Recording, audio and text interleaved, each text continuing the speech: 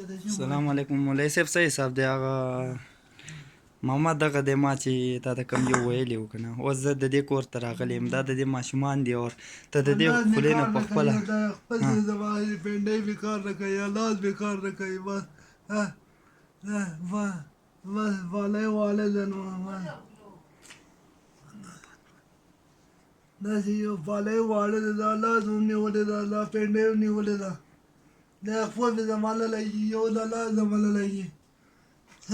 الله یا الله زما شهید خو دا لاس زما نه لګي کار ما نشي کوی بس څنګه دې کور کې پراته یم خدای به یادوم نو چا ښه کولو هغه سره هم خدای ښه کوي خدای ښه کوي زه به هغه ته څه ویم یو څه بد وکړو نو هغه ته څه ویم خو زه دلته پروت یم بس خدای به زما خال ساتي نو یم دا څومره سویان ده دا زما خورۍ ده دا زما خورۍ ده بس دا دوه مې ماشومان ده ماڼۍ دا دوه چې نیکۍ ته نور زامن زما نشته بس یو تی ده رونه مې نشته نور بس دلته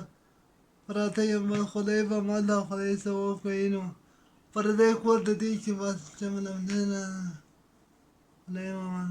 پردی کور د مولوي صاحب د دې کې د دې تقریبا 3-4 کاله وشي د دې خپل کور بره و هغه هم غورځېدلی ده که نه